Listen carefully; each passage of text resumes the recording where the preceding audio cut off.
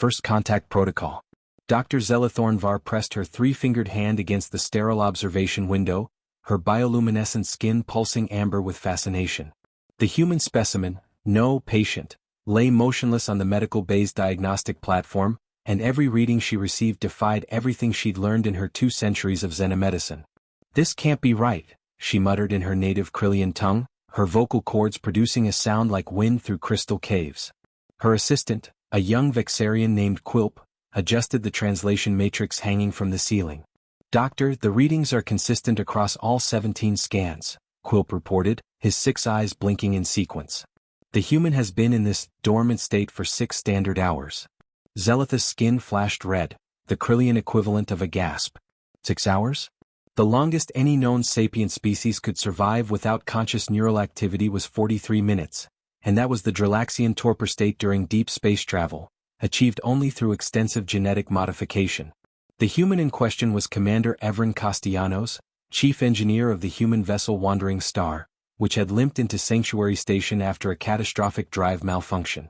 The Joint Species Medical Authority had assigned Zelith to oversee the crew's health assessments before allowing them into the general population, standard procedure for first contact scenarios. The first 3 crew members had been unremarkable. Well, as unremarkable as members of a new species could be. But Castellanos had arrived for his examination at what he called 0300 hours in their time system, and promptly informed her he hadn't slept in 36 hours, and could they make this quick? Zelith had assured him it would be brief.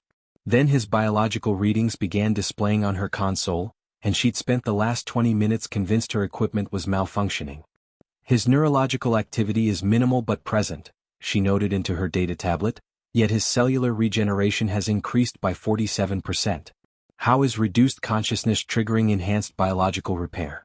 This violates the Yarkesh principle of energy conservation. Perhaps humans are energy parasites?" Quilp suggested. "Absorbing ambient radiation during dormancy?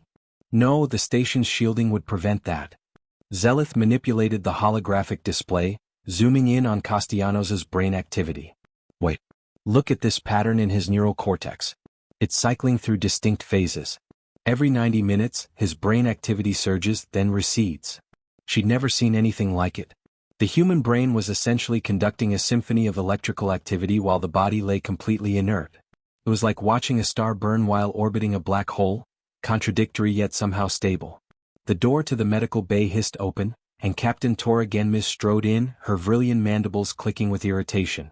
"Dr. Ornvar, I've received your request to quarantine the entire human crew." "On what grounds?"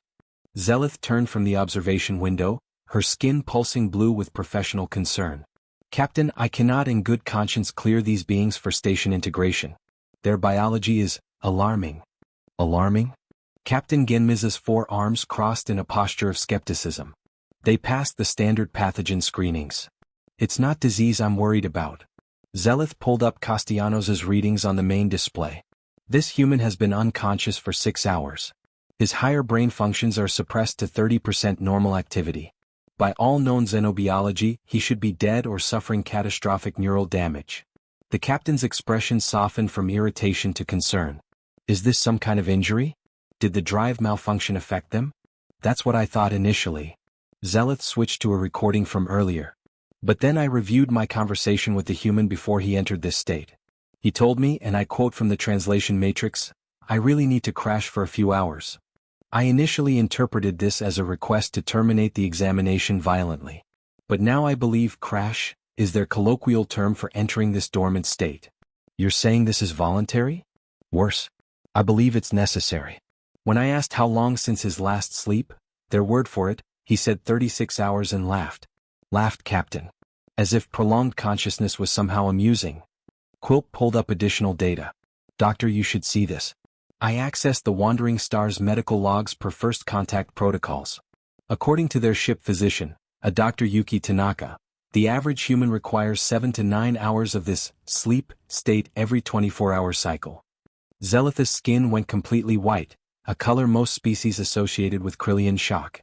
That's 1/3 of their existence spent in voluntary unconsciousness. How did they ever develop spaceflight? How did they develop anything? Captain Genmis studied the sleeping human with new eyes. "Perhaps we've been thinking about this wrong, Doctor. You said his cellular regeneration increased. What if this isn't a weakness? What if it's an adaptation we've never encountered? An adaptation that requires shutting down their consciousness for hours at a time? Zelith's skin flickered through confused patterns. Captain, the other species in the galactic community stay awake for weeks, some for months. We've built our entire civilization on continuous productivity. Humans spend a third of their lives turned off. And yet they're here, the captain observed quietly. They cross the void between stars just like we did. Doctor, I think we need to wake Commander Castellanos and have a very long conversation about human biology. Zelith looked at the peacefully sleeping human and felt her carefully constructed understanding of sapient life beginning to crumble. I'll prepare the revival protocols. Doctor? Quilp's voice was hesitant. Their medical files say we shouldn't forcibly wake them. Something about severe psychological consequences. Zelith's skin pulsed red again. They even have protocols for this? How are they still alive? The awakening. Commander Evren Castellanos opened his eyes to find 3 alien faces staring down at him with what he'd learned to recognize as their version of abject horror. The glowing blue one, Dr. Ornvar, he remembered, had her skin flashing colors like a rave in a panic attack. Morning, he mumbled, running a hand through his dark hair.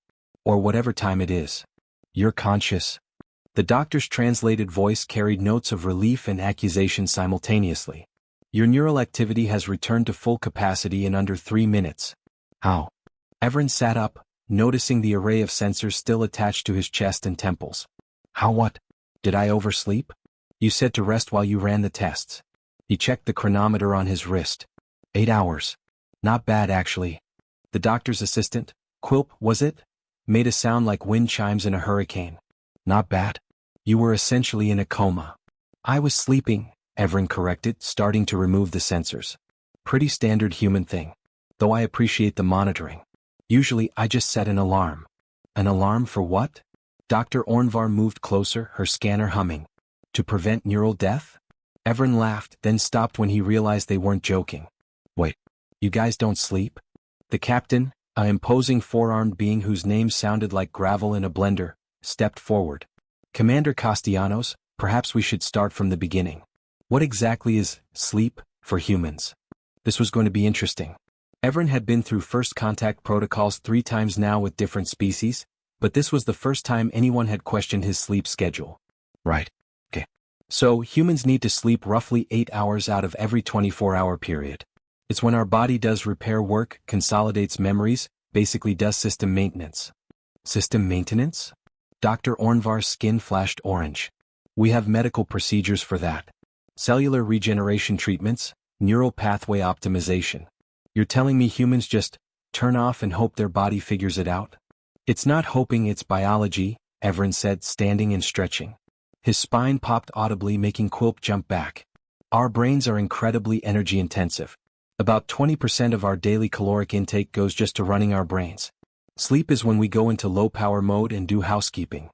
The captain's mandibles clicked thoughtfully. And all humans do this?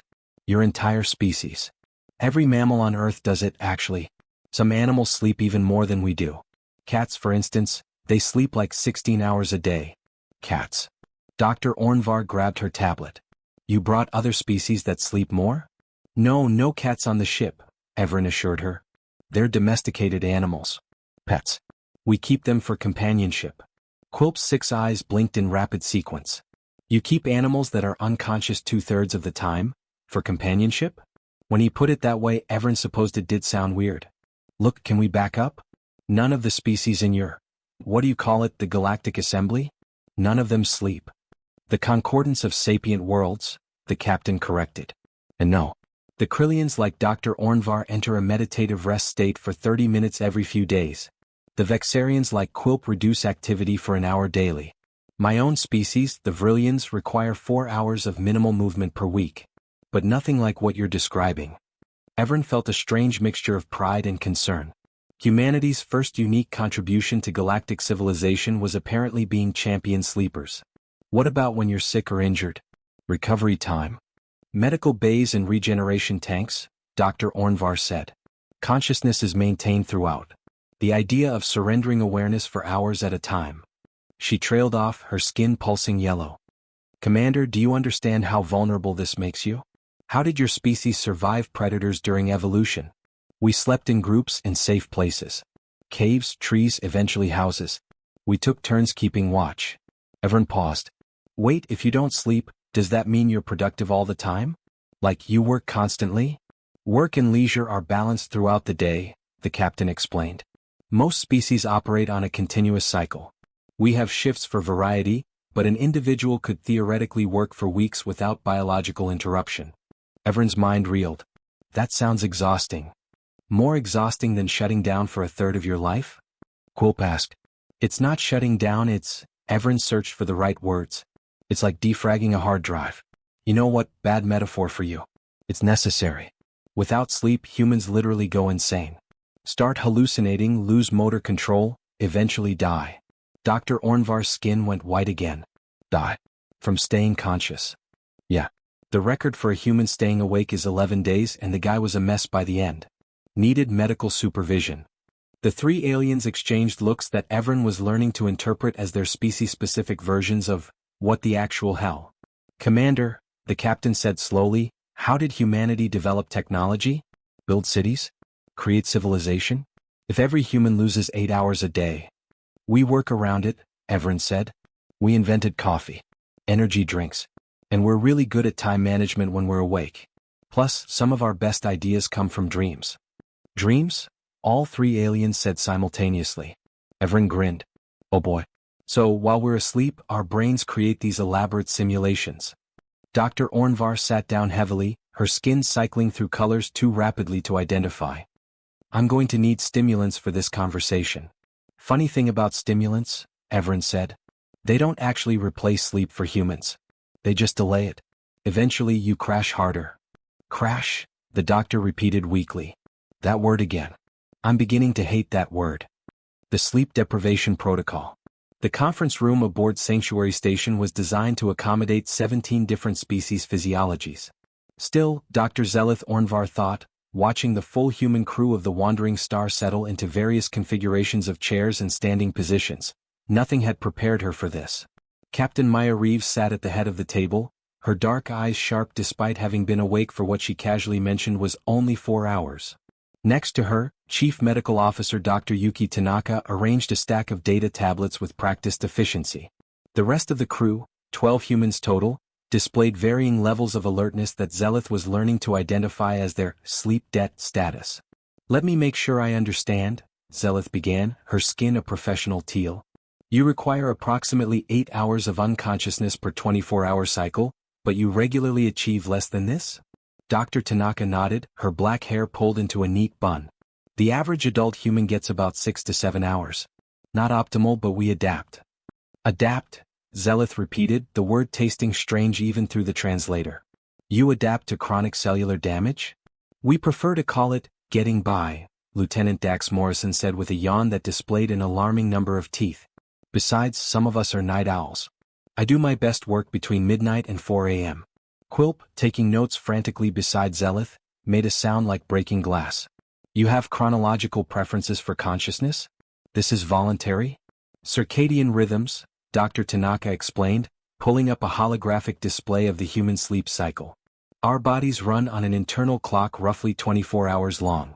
Some individuals naturally prefer later sleep times, others earlier. It's genetic. Zeleth stared at the display showing the complex interplay of hormones, melatonin, cortisol, adenosine, that regulated human sleep. It was baroque in its complexity, a biological Rube Goldberg machine that seemed designed to fail. This is the most inefficient system I've ever encountered. Why wouldn't evolution optimize this? Actually, there's a theory it's a feature, not a bug, said Dr. Tanaka. In early human societies, having people naturally awake at different times meant someone was always alert for predators. Built-in watch rotation. Captain Genmiz, sitting in on the briefing, leaned forward with interest. Fascinating. So your species traded individual efficiency for collective security. Sounds more impressive when you put it that way, Captain Reeves said with a slight smile. Most of us just call it insomnia. Zeleth pulled up her own data. I've been reviewing your ship's logs.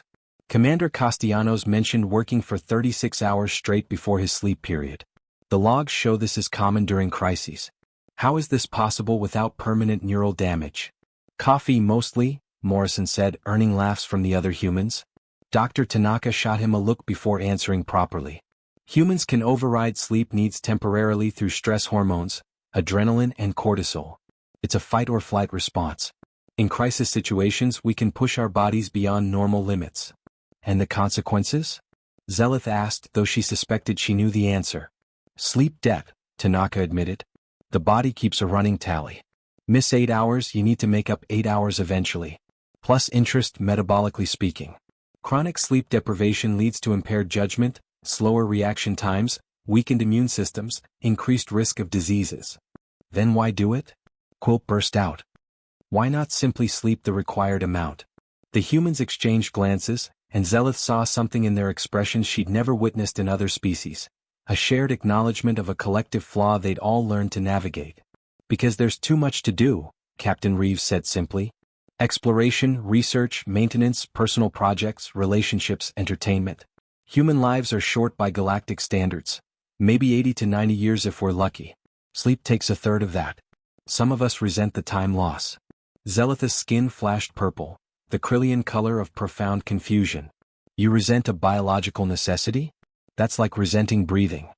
Some humans resent that too, Dr. Tanaka muttered. You should see our meditation communities. Engineer First Class Kira Sato raised her hand. Question. If none of your species sleep, what do you do with all that extra time? Work primarily, Captain Genmiz answered. Though we balance it with recreation, social activities, artistic pursuits. A Vrillian might spend 8 hours on duty, 4 hours on personal projects, 6 hours socializing, and so on, continuously. Without mental fatigue? Kira asked skeptically. We experience tiredness in our rest periods, the captain explained. But it's muscular, not neurological. Our minds remain clear. Must be nice, muttered Lieutenant Zarachin from the back. I'd kill for mental clarity past 8 p.m. Zelith made a note on her tablet. This casual acceptance of impairment concerns me. What happens when humans don't sleep at all? Worst case scenario? Dr. Tanaka's expression grew serious. Fatal familial insomnia. It's rare but, death within months. The brain literally degenerates. Even in less extreme cases, extended sleep deprivation can cause hallucinations, paranoia, psychosis. The longest verified time a human stayed awake under observation was 11 days, and the subject experienced severe cognitive and physical symptoms. 11 days, Zelith breathed. And yet you routinely deprive yourselves of sleep voluntarily? Not 11 days worth, Morrison protested. Just, a few hours here and there. A few hours, Zelith repeated, her skin cycling through increasingly alarmed colors. You treat brain maintenance the way a ship engineer might treat a minor oil leak. Hey, Castellanos objected good-naturedly, I'd never ignore an oil leak. That's safety critical. The irony appeared lost on him entirely. Captain Reeves stood, her posture diplomatic but firm. Dr. Ornvar, I understand this is concerning from your medical perspective. But humans have been dealing with sleep for our entire evolutionary history. We've adapted our societies, our technologies, our very civilizations around this need. It's part of who we are. Zelith looked at the assembled humans, 12 individuals who would collectively spend 4 months of the next year unconscious, who cheerfully discussed their impaired judgment as an acceptable trade-off, who had somehow crossed the stars despite losing a third of every day. Captain Reeves, she said slowly, I think I need to understand what exactly happens during human sleep. Not just the biology but the experience. Because from where I'm standing, your species' greatest accomplishment isn't reaching the stars.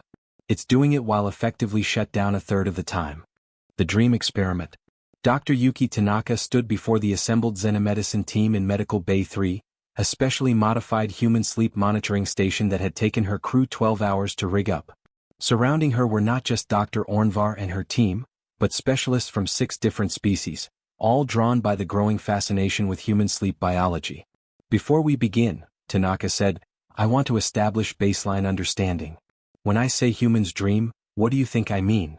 A Metherian scientist named Voss, whose crystalline body refracted the lights in dizzying patterns, spoke first. Corrupted data processing? Neural noise? Creative problem-solving during reduced consciousness? Offered Quilp. Honestly, Dr. Ornvar admitted, her skin a thoughtful orange, we're not sure what to think. The concept of experiencing an alternate reality while unconscious seems almost hallucinatory. Tanaka smiled. It is hallucinatory. That's exactly what dreams are, controlled hallucinations. But they serve purposes we're still trying to fully understand even among humans.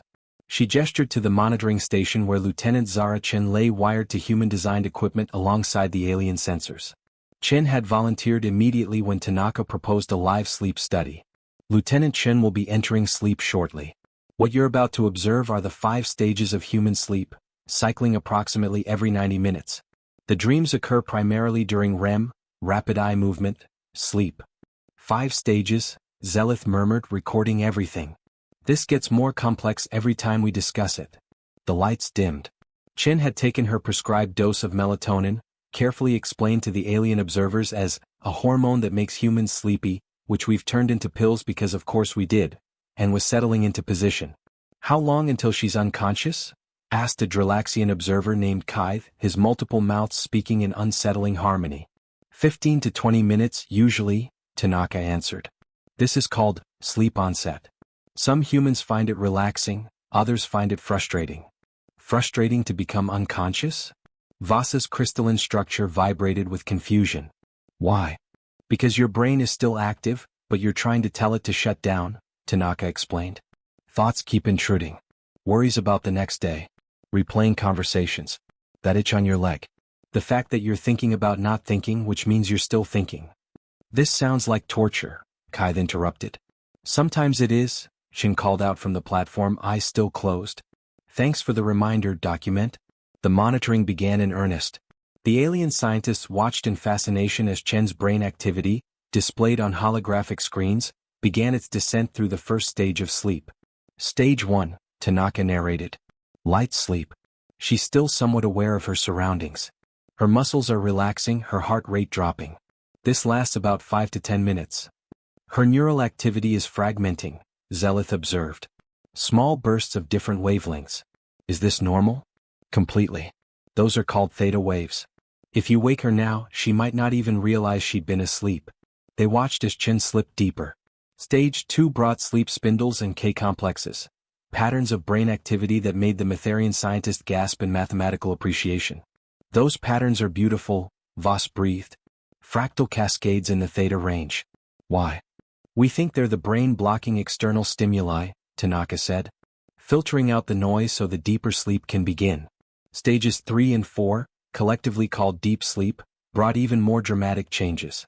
Chen's breathing deepened, her heart rate dropped to levels that would have alarmed the aliens if Tanaka hadn't assured them it was normal. This is when growth hormone releases, Tanaka explained. When cellular repair is most active. Her immune system is ramping up. Memories from the day are being consolidated, moved from short-term to long-term storage. All automatically? Quilp asked, amazed. She has no conscious control over any of this? None. Her body just knows what to do. Then, approximately 70 minutes after falling asleep, Chen entered REM sleep. The change was dramatic. Her eyes began moving rapidly beneath her closed lids, hence the name.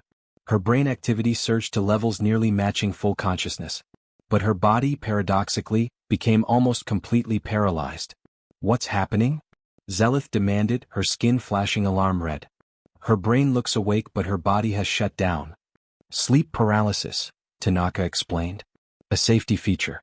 She's dreaming now, experiencing what feels like reality. If her body could move, she'd act out the dreams. She might hurt herself. What is she experiencing? Asked Kaith, all his mouth synchronized in wonder. Tanaka checked the neural imaging. Based on the activation patterns, visual cortex is lit up so she's seeing things. Amygdala is active, emotional content. Prefrontal cortex is suppressed. That's the logic and reason center. In dreams, impossible things seem perfectly normal because the part of the brain that would question them is offline. She's hallucinating, Voss stated. Vividly, Tanaka confirmed. They watched for another 20 minutes as Chen's brain created an entire reality, complete with sights, sounds, emotions, and a narrative that would make no logical sense to her waking mind but felt completely real in the moment. This happens every night? Zelith asked quietly. Humans spend hours in elaborate hallucinations? Multiple cycles per night, Tanaka confirmed. Though we usually only remember the dreams from the final REM period before waking. Usually? Quilp caught the qualifier. Some humans remember multiple dreams. Some remember none. Some experience nightmares, fear-based dreams. Some experience lucid dreams, where they become aware they're dreaming and can control the narrative. Control their hallucinations? Kai's mouth spoke in discord, shocked. While unconscious? It's a learnable skill. Some humans get quite good at it. Captain Genmiz, who had been observing silently, finally spoke. Dr. Tanaka, a question. You said dreams serve purposes you're still trying to understand. What theories do humans have? Tanaka pulled up a presentation sheet prepared. Many. That dreams process emotions, helping us deal with trauma and stress. That they're a form of threat simulation, letting us practice responses to danger in a safe environment. That they facilitate creative problem solving. There are famous examples of inventions and scientific breakthroughs that came from dreams. Some think they're just random neural firing with no purpose, though that's falling out of favor. So humans spend a third of their lives unconscious, Zeleth said slowly, and during that time, their brains create entire realities with no clear understanding of why? That's actually a pretty good summary, yes.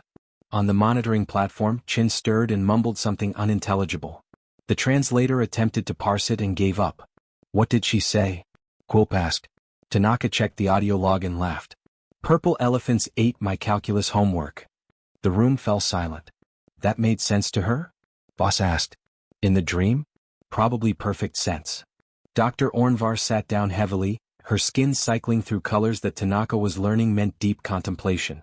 Dr. Tanaka, I've practiced Zen medicine for 200 years. I've treated species that breathe methane, species that exist in 4 dimensions, species with distributed consciousness across colony networks. But this, she gestured at the sleeping Chin, this might be the strangest survival adaptation I've ever encountered. Want to know the really strange part? Tanaka asked with a slight smile. There's more? We've barely scratched the surface of sleep disorders. When sleep goes wrong. The medical symposium had grown from Zeleth's small team to over 50 xenobiologists, representing 23 species across the concordance. News of the sleeping humans had spread through scientific circles like wildfire, and Sanctuary Station's main conference hall was packed with beings eager to understand this bizarre adaptation. Dr. Yuki Tanaka stood at the podium, her presentation titled Human Sleep Pathologies, a comprehensive overview. Behind her, holographic displays showed brain scans, charts, and video footage that had already made several attendees uncomfortable.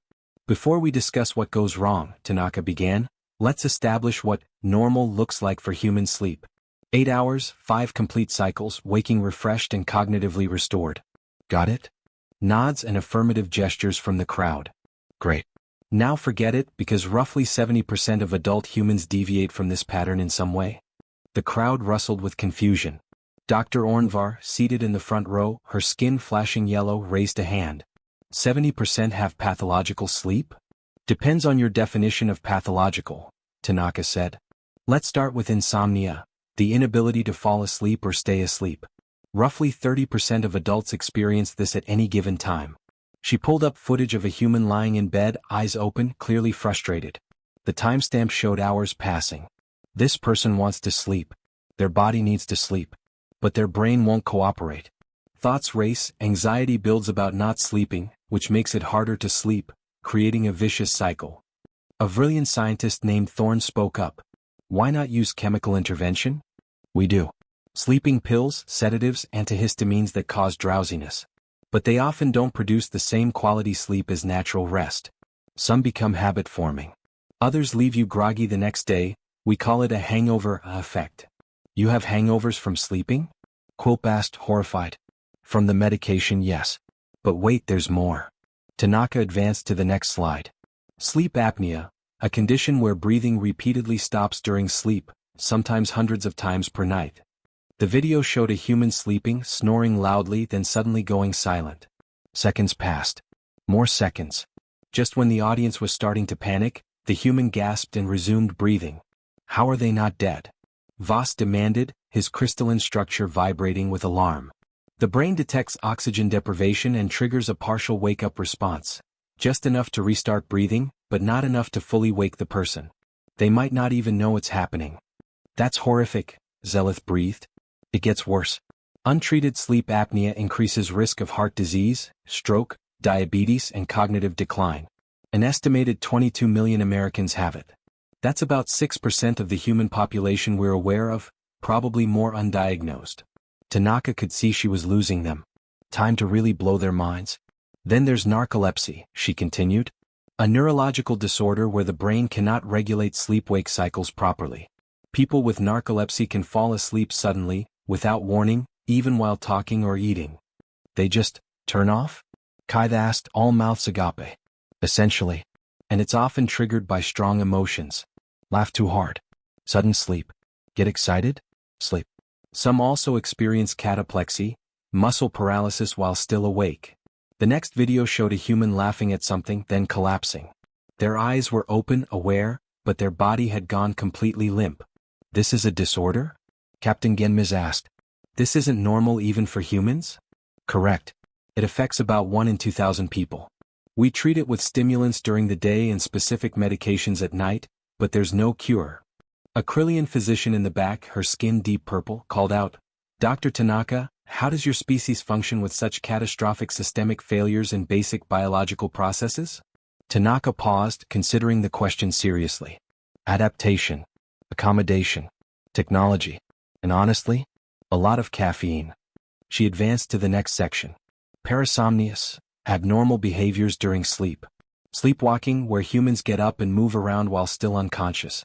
Sleep talking, where they hold conversations they won't remember. Night terrors, particularly in children, where they scream and thrash but aren't actually awake.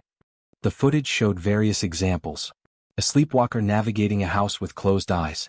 A sleep talker having an animated conversation with empty air.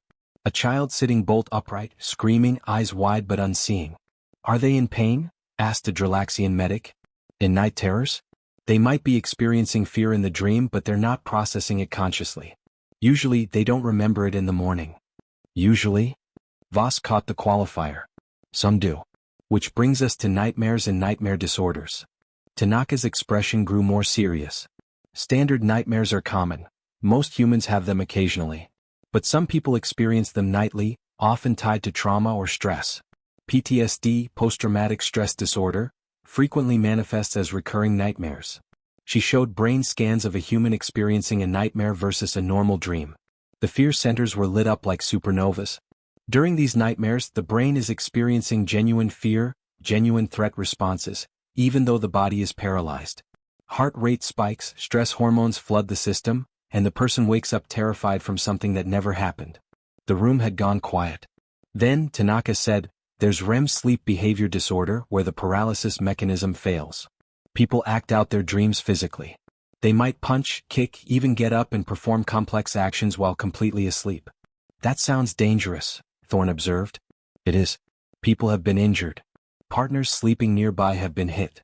We've had to develop protective measures, special beds, padding, sometimes separate sleeping arrangements. Dr. Ornvar stood up, her skin a distressed orange. Dr. Tanaka, I need to understand something. You're describing conditions affecting millions of humans. Conditions that disrupt the very process necessary for survival. How has natural selection not eliminated these disorders?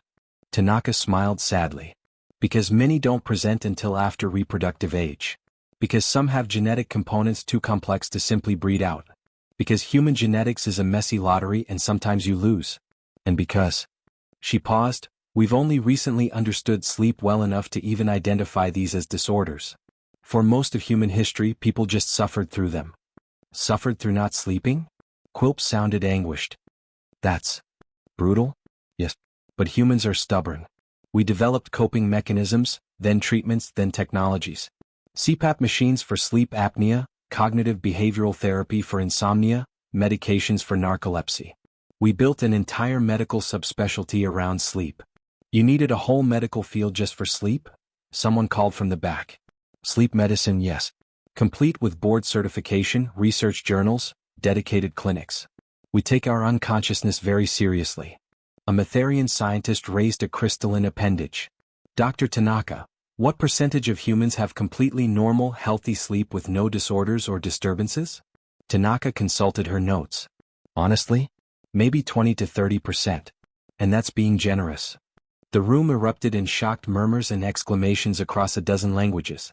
So most humans, Dr. Ornvar said slowly, live with compromised sleep? And we still built starships, Tanaka said with a shrug. Still wrote symphonies, cured diseases, created art.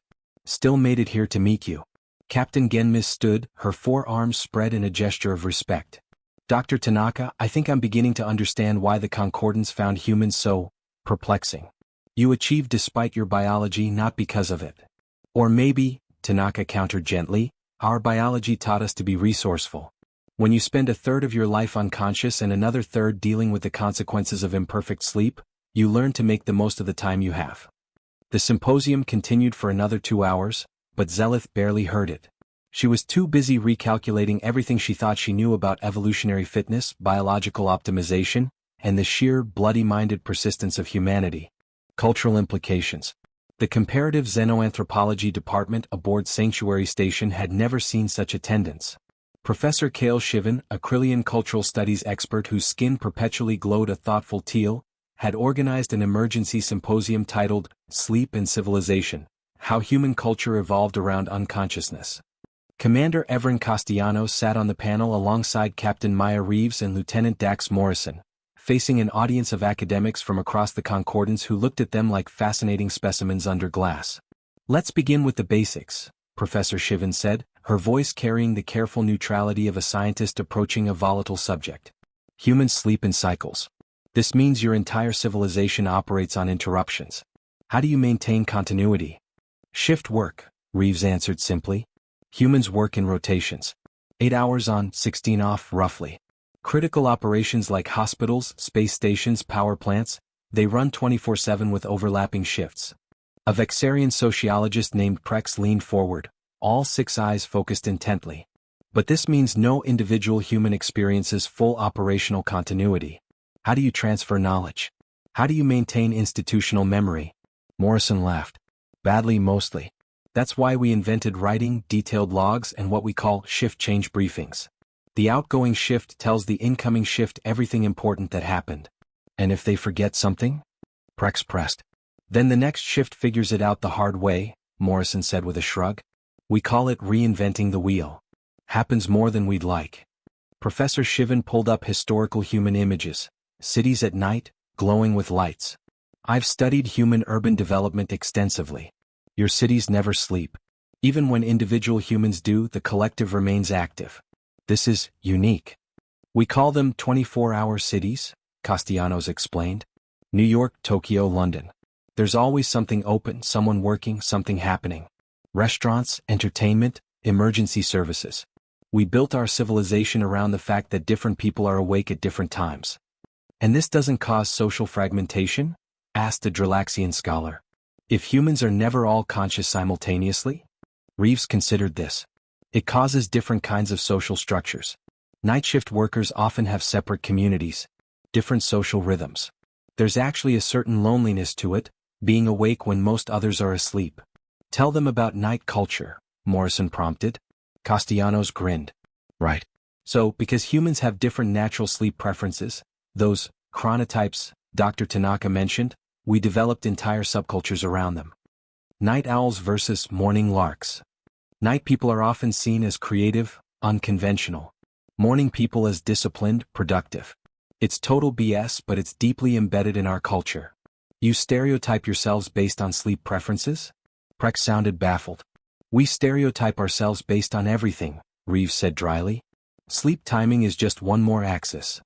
Professor Shivan advanced her presentation to images of bedrooms, private spaces designed specifically for sleep. These sleeping chambers fascinate me. Humans dedicate significant resources to optimizing unconsciousness. Specialized furniture, climate control, darkness, quiet. Some even play recorded sounds of weather or mechanical white noise to facilitate sleep. Guilty, Morrison raised his hand.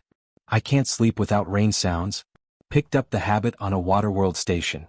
We also have entire industries around sleep, Castellanos added. Mattress companies, pillow designs, sleep tracking devices, bedroom furniture. Humans spend thousands of credits on sleep optimization. A brilliant economist in the audience stood. I've analyzed human market data. Your sleep industry is worth approximately 400 billion credits annually. You've created an entire economic sector around biological downtime. When you put it that way, it sounds ridiculous, Reeves admitted. But a good night's sleep affects everything: health, mood, productivity. It's worth the investment. Professor Shivan pulled up data on human productivity patterns. I've noticed something peculiar in human work culture. You measure productivity in strange ways. Morning meetings, power naps, burning the midnight oil, all these phrases reference sleep or its absence. We're kind of obsessed with it, Morrison agreed. There's this weird contradictory thing where we valorize people who sleep less. I'll sleep when I'm dead, that kind of bravado, while also knowing that sleep deprivation destroys us. Explain this hustle culture I've read about, Professor Shivan requested. Castellanos winced. Oh boy. So there's this subset of human culture, particularly in business and entrepreneurship, that treats sleep as weakness. 4 hours a night is seen as dedication. People brag about how little they sleep, like it's a competition. But didn't Dr. Tanaka explain that this causes severe health problems? Prex asked. Yes, but humans aren't always rational, Reeves said. We know cigarettes cause cancer, but people still smoke. We know sleep deprivation is harmful, but we still glorify overwork. This is madness, breathed a Krillian psychologist in the third row. Welcome to humanity, Morrison said cheerfully. Professor Shivan shifted topics. Let's discuss social rituals around sleep. I understand humans have elaborate practices. Bedtime routines, Reeves explained. Especially for children. Stories, songs, specific sequences of activities designed to trigger sleep readiness. Brushing teeth, putting on special sleeping clothes, dimming lights. It's part conditioning, part comfort. We read stories to unconscious juveniles? Prex seemed stuck on this point. No, we read stories to help them become unconscious, Castellanos corrected. Bedtime stories are a bonding ritual. Parent and child sharing narrative before sleep. Some of my best childhood memories are my mother reading to me before bed. And for adults? Professor Shivan asked. Some maintain routines. Herbal tea, specific temperatures, reading, meditation, sexual activity. Morrison ticked off on his fingers. Sexual activity facilitates sleep? A Matherian medical observer sounded surprised. For many humans, yes, Reeves said, diplomatically ignoring Morrison's smirk. Hormones released during intimacy can promote relaxation and sleepiness. Though this varies individually. Professor Shivan's skin cycled through thoughtful colors. So humans have woven sleep into social bonding, economic systems, cultural values, and even intimacy. It's not just a biological necessity, it's a defining feature of human civilization. Pretty much, Castellanos agreed. We even use sleep metaphors in language constantly. Sleep on it means to delay a decision. Wake-up call means a shocking realization. Losing sleep over something means worrying. It's everywhere. And dreams? Asked the Krillian psychologist. I understand they feature in human spirituality and art? Massively, Morrison said. Dream interpretation goes back thousands of years. Some cultures believe dreams were prophecies or messages from gods. Artists and writers draw inspiration from dreams. Scientists have solved problems in dreams. The structure of benzene, the design of the sewing machine needle, entire musical compositions. Your unconscious mind solve problems? Prex's eyes were all wide. Sometimes better than our conscious minds, Reeves confirmed. There's even a technique called lucid dreaming, where humans learn to control their dreams, practice skills, work through problems, experience impossible scenarios. You've gamified hallucinations, Professor Shivan stated. When you phrase it like that, Castellanos started. It's accurate, Reeves cut him off. Yes, we've gamified hallucinations. We've also turned them into therapy, entertainment, and spiritual practice. Humans are nothing if not resourceful. The symposium continued deep into what humans would call night, though on a space station the distinction was artificial. But as the human panelists began to show signs of fatigue, Professor Shivan called a recess. Fascinating, she murmured to Dr. Ornvar, who had been observing from the side. They've built an entire civilization with planned, regular interruptions. And not only made it work but created cultural richness around the interruptions themselves. Zelitha's skin pulsed a warm gold, admiration in Krillian color language. They turned a vulnerability into a feature. That's very human. On stage, Morrison was yawning expansively while Castellanos checked his chronometer. I need to crash soon, he muttered to Reeves. That word again, Zelith said quietly. They speak of sleep like a collision. Violent, sudden, unavoidable. Maybe that's what it is for them, Professor Shivan mused. A daily surrender to biology. A small death and rebirth. And they've learned not just to accept it, but to build meaning around it. How are they still alive? Zelith asked, not for the first time. Professor Shivan's skin flickered with amusement. Perhaps the better question is, how did they thrive? And what can we learn from a species that succeeds despite, or because of, spending a third of their lives unconscious? Integration and understanding.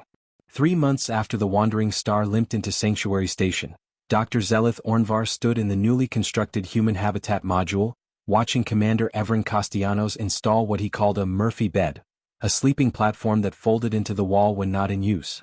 Space efficiency, he explained, noticing her attention. When you need to dedicate a third of your quarters to unconsciousness, you learn to be creative with the other 2/3. Zelith's skin pulsed in amused amber. 3 months ago that statement would have horrified her. Now it almost made sense. Almost.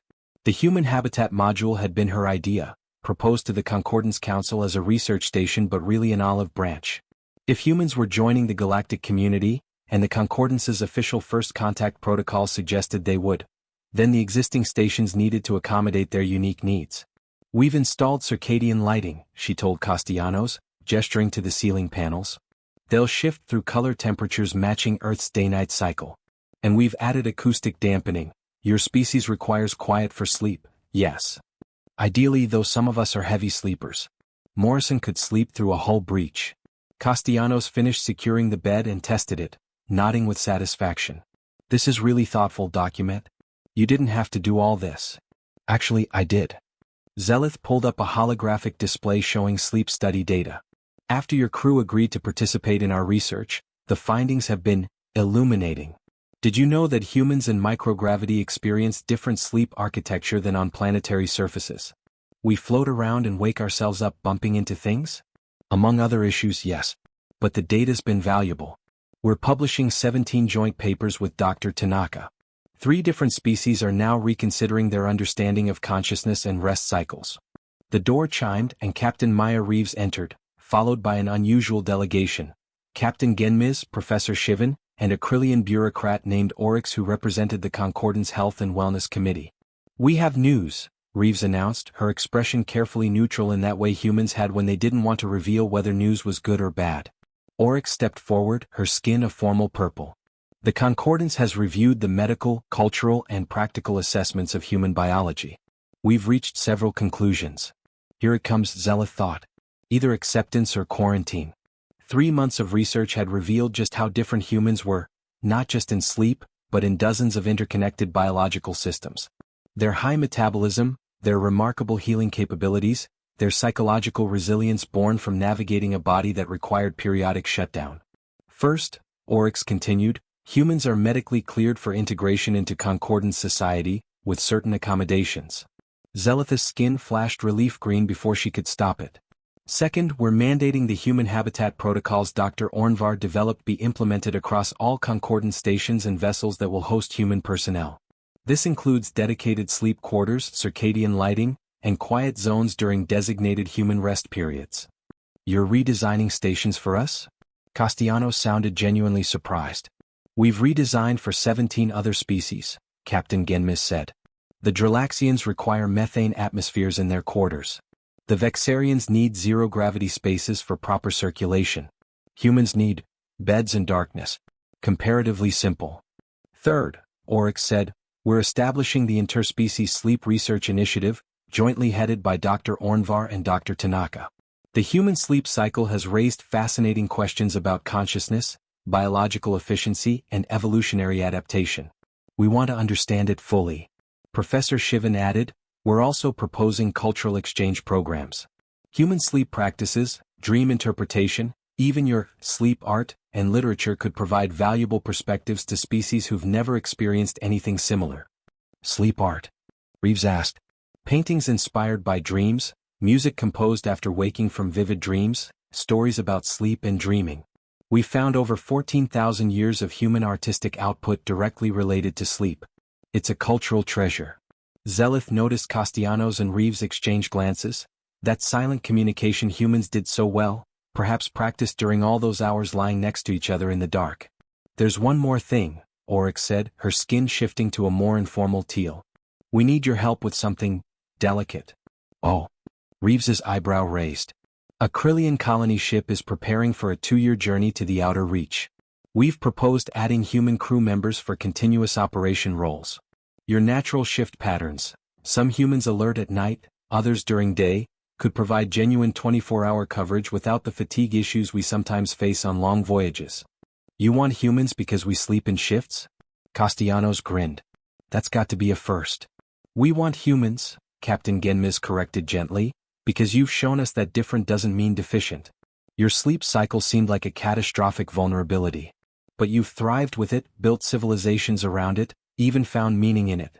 That kind of adaptation, that kind of resilience, that's what the Concordance needs. The room fell quiet for a moment.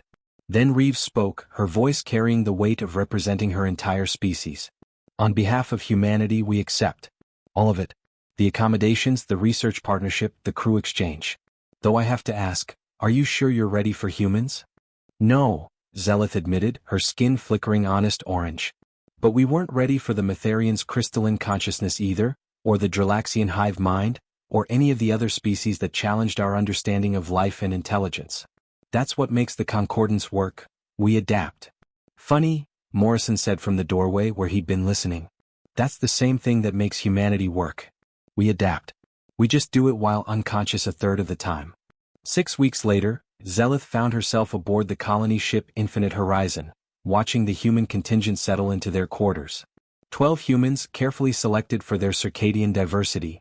Morning people, night people, and those blessed individuals who could adapt to any schedule. Dr. Yuki Tanaka had come along as the human medical officer, and she found Zeleth in the observation deck, watching stars slip past. Nervous? Tanaka asked. Terrified, Zeleth admitted. 2 years with humans. What if something goes wrong with your sleep? What if we encounter a situation that requires continuous consciousness and all of you are turned off? Tanaka smiled. Then we'll adapt. We always do. Besides, you've got 12 of us. At any given time, at least 8 should be awake. Should be. Sleep is individual, Zeleth. We can plan and optimize, but sometimes biology has other ideas. You've learned that by now. Zeleth's skin pulsed a rueful gold. She had learned that. She'd learned that Commander Castellanos could function on 4 hours if necessary but would be unbearable on the 3rd day without proper rest. That Lieutenant Chen talked in her sleep, providing unintentional entertainment for night shift crew. That Morrison's rain sounds had somehow become popular with several Krillian crew members who found them soothing. She'd learned that humans dreamed in colors she couldn't imagine, feared sleep disorders she couldn't pronounce, and yet somehow, impossibly, had crossed the stars. Dr. Tanaka, Zeleth said slowly, I have a confession. When I first examined Commander Castellanos, when I saw him lying there unconscious for hours, I thought humanity was doomed. How could a species survive, let alone thrive, with such a fundamental vulnerability? And now I think we're the vulnerable ones. We never learned to surrender control. We never had to trust that our bodies would restore themselves without conscious oversight. We never developed the psychological resilience that comes from facing unconsciousness every single day and choosing to embrace it anyway. Tanaka considered this. That's actually a beautiful way to look at it. Though I'll point out that most humans don't think of bedtime as embracing unconsciousness. We mostly just want to stop being tired. Zeleth's skin rippled with laughter, a pattern Tanaka had learned to recognize. Of course, leave it to humans to make the profound mundane. They stood together in comfortable silence, watching the stars. Somewhere in the crew quarters, humans were sleeping, their brains cycling through elaborate dreams, their bodies performing microscopic repairs, their consciousness temporarily surrendered to biology. And somehow, impossibly, the ship kept flying. You know what I've learned? Tanaka said after a while. Every species in the Concordance has something they consider normal that everyone else finds bizarre. The Vrillians molt their exoskeletons. The Metharians exist partially in dimensions we can't perceive. The Dralaxians literally can't survive without their colony collective. Your point? My point is that normal is relative. Humans sleep. Krillians glow. Vexarians have 6 eyes. We're all weird. We're all adapted to survive in different ways. And somehow we've all ended up here traveling between the stars together. Zeleth's skin settled into a warm, peaceful blue. When you phrase it that way, Dr. Tanaka, human sleep seems almost reasonable. Don't go that far, Tanaka laughed. We still spend a third of our lives unconscious, plagued by disorders, dependent on elaborate rituals and vulnerable to our own biology. It's objectively ridiculous. But it works. But it works, Tanaka agreed. Behind them, the infinite horizon hummed with life, hundreds of beings from dozens of species, all adapted to different worlds, different biologies, different ways of existing. And somewhere in the crew quarters, Commander Evren Castellanos was sleeping peacefully, his brain creating impossible realities in his dreams, his body trusting itself to wake when needed. Dr. Zelith Ornvar, who had practiced xenomedicine for 2 centuries and thought she'd seen everything, smiled to herself. She'd been wrong about humans. Their sleep wasn't a weakness or a vulnerability or a catastrophic design flaw. It was just another way of being alive. And in the vast, strange, beautiful diversity of the Concordance, that was exactly as it should be. 3 months after that, when Zelith presented her comprehensive research at the Concordance Medical Symposium, her conclusion was simple. Humans sleep because they must. They dream because they can. They survive because they adapt. And they thrive because they've learned to find meaning in the daily surrender to unconsciousness. We asked, how are they still alive? The answer is because they're human. And humanity, we're learning, is harder to kill than it looks. The audience, representing 43 species from across known space, gave her a standing ovation. And somewhere, on a colony ship heading toward unknown stars, 12 humans slept through it entirely.